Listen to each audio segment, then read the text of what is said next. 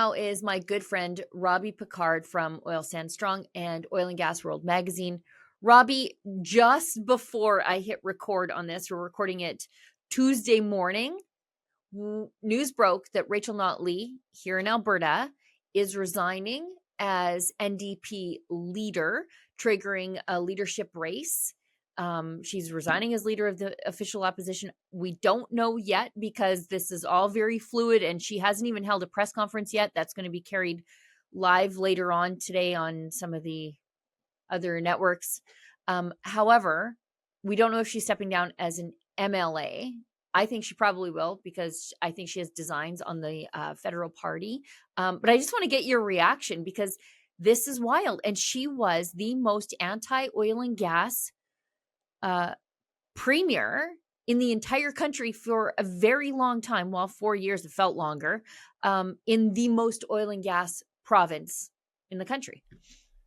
You know, when it comes to Rachel Notley, I've often thought that, I can't believe I'm going to say this, but I would prefer, I actually, Tom Mulcair, I didn't agree with his politics, but I respected him as an opposition leader. I thought he was a good opposition leader. If this means that Rachel Notley would go federally and she'd take out that lunatic Jagmeet and we'd have an opposition, I might be okay with that. This is kind of shocking, but I'm also not shocked. I think that, she had her time. You can make the argument it was the most successful NDP leader of all time. That she broke the glass ceiling in Alberta. I'm a little bit shocked, but I think that's good news for Alberta in a lot of ways because we need a really, really strong conservative government right now for what's ahead. And I'm hoping that Danielle Smith stays as our premier for as long as possible because I am terrified about our future. Yeah, I do think she probably has designs on the federal party leadership. And as a conservative, small c, not a big C conservative, but as someone who cares about fiscal responsibility and personal freedom, the Conservative Party wins when there is a strong NDP leader. As you point out, Thomas Mulcair, I probably disagreed with him on almost everything, but I didn't think he was an absolute crazy person. And, and he sort of reined in the more radical parts of the NDP. Federally, we know that Jagmeet Singh doesn't do that, and he's a complete and total Justin Trudeau enabler. I think if Rachel Notley runs, I can't believe I'm saying this, but I'm cheering for her to run federally because it'll crack the progressive coalition wide apart and the conservatives will just come up the middle. As you say, she was a successful NDP politician. She did crack Fortress Alberta. She's from the West. She's a woman and seen as a more, and with the NDP, all things being relative, a bit more moderate than some of the wild-eyed parts of the party. I mean, again, I say all things being relative. I do think Rachel Notley is an anti-oil radical and a social radical also, but there are far worse than her in the party right now. Well, and if I was an NDP party supporter, I would what has Jagmeet done for them? He's basically he's bankrupted them. Yeah, he's destroyed them. And I always get a kick out of these champagne socialists like him with his, dual exhaust BMW car and his expensive suits and his it's just such a joke. And the Workers' Party. the state of our country with those two, with Trudeau and him at the helm. I had a conversation with my uncle the other day. And my uncle's quite a successful guy, and he's a little more social to me, which is kind of funny because he was, he's done very well. But he's also, kind of leans a little bit more social causes than I do. But also, when you're retired and you have a ton of money, you can pivot and you become you're set. But what I thought quite fascinating was when we're talking about Trudeau and these electric cars. And my uncle's the kind of guy that would have a Tesla. And he's like, this is going to ruin us. And most people that I know right now that are talking the notion that we are going to have electric cars in 11 years especially after we had the coldest, spell that we've had in 100 years, and we have a warning on the power grid. And him and Trudeau, like the damage they've done to everyone in this country. If you're a small media company and you had Facebook, you lost that.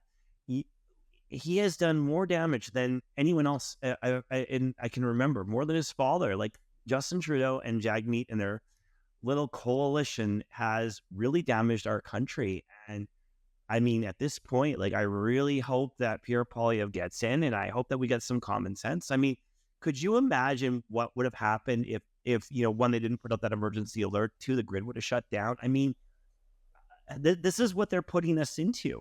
They're putting our country into a state of complete chaos where common sense doesn't exist anymore for their woke ideology, which isn't even, I don't even know why. I don't understand it. I mean, in Chicago right now, electric cars, they have only minus 19, and they're shutting down like crazy. They're having a crisis from a little bit of a snowstorm, and we're going to duplicate that across our country. I'm just shocked and blown away by this pure incompetence. I'm glad you mentioned the electricity grid, because I do want to talk to you about this, because the NDP here in Alberta are trying to offload their mistakes onto the current government. The crisis in our electricity grid related to the cold weather that we're having, and cold weather, my sub minus 40. You're from Fort McMurray, I'm from Fort Saskatchewan. That's nothing new. We get it every couple of weeks all winter long. This extended deep freeze spell is what's been very hard on our grid. And the NDP, in particular, Brian Mason, a former NDP, he was the former NDP leader before Notley. And he's sitting at home right now, or sorry, I think he's in BC. He retired to BC, sucking up his pension.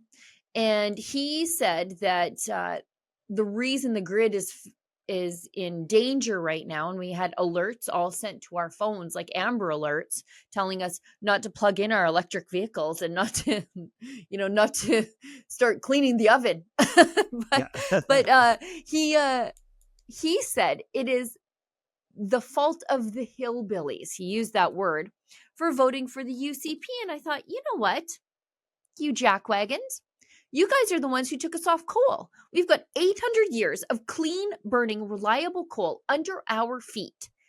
And the NDP sided with Justin Trudeau and started taking our reliable coal-fired electricity generation offline and polluted our grid with unreliable renewables that are operating at basically next to nothing right now. We're trying to have our natural gas plants keep up. And if we ever end up in a rolling brownout situation, guess what we're going to do?